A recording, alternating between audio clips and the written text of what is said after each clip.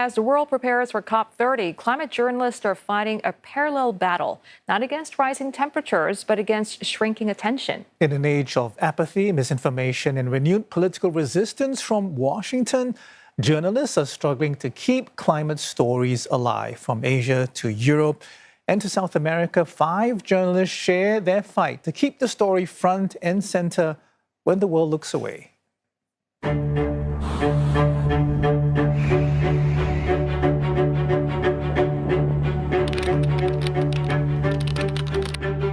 Like a few years ago, when you think of climate story, you'd probably think of like very science heavy, very technical story. Today, it can be anything. Like every extreme weather story has a climate component in it because all extreme weather events are being affected by a climate crisis.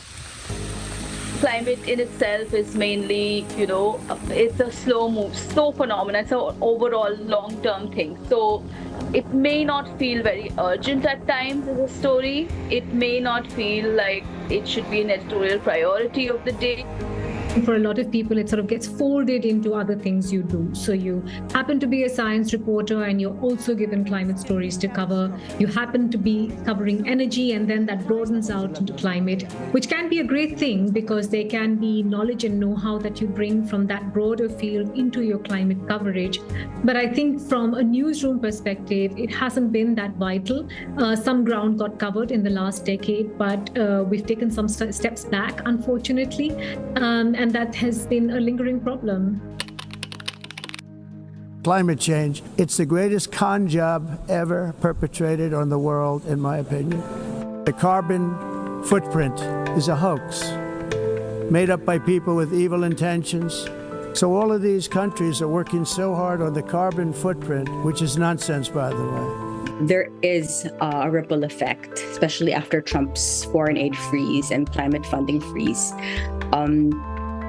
So when the banks, for example, in the US start abandoning their net zero alliances and Securities Exchange Commission moved to stop disclosures and all those things, it sends a signal to funders in Asia. So it puts a lens on how climate journalism is really funded in developing Asia and how much of it relies on the US government and philanthropies, and maybe how this should be remodeled. We know that we will have less funds to do climate reporting. In my country, there is not a climate reporter in a major newspaper. So most of the climate reporting is relying or was relying on international funds. Is the reality not only of climate reporting in Paraguay, but most of Latin America and the global South, to be completely honest. Without international funding, there is not climate journalism. The realistic view is that there has been collateral damage. That damage is visible in terms of the changes and the large and sharp pivots corporates have had to make. That damage is also visible in how some of the philanthropies worldwide have had to take much more cautious steps around climate, either fearing legal action or any other consequences. And it certainly has a trickle-down effect on how journalism continues to report on it, and whether or not that slowly starts receding to the background and doesn't remain such a core story anymore. Well, last year, our newsroom was able to fund my travel to COP29. So we were able to do that. Even if I reported on site for the first time last year, previous to that, I was covering it virtually because there was no outright funding for an additional reporter to go. I am doing the climate reporting in Bangladesh. Bangladeshi people are seeing the climate reporting. But I felt this is not the ultimate goal of mine because I have to show the report around the world. So that's why as a climate reporter, I picked some international platforms. My ultimate motivation is that the global community's awareness, the global community's concern. So it's kind of my own responsibility.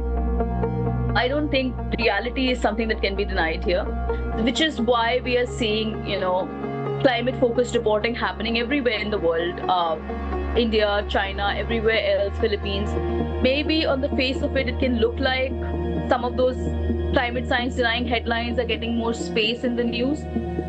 But that's mainly because, it's politicized. Bangladesh is facing many kind of natural disasters like cyclone, flash flooding.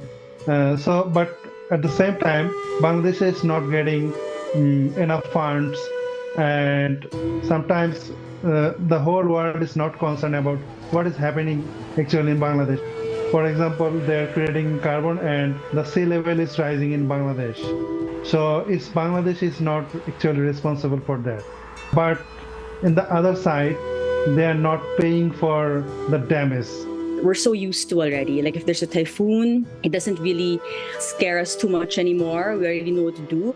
It has to be something that everyone has to realize and not just accept as a part of the natural world, because it's not.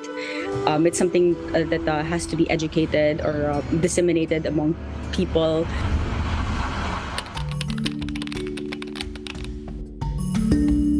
You don't need to become this climate reporter focusing on negotiations to do actually climate journalism.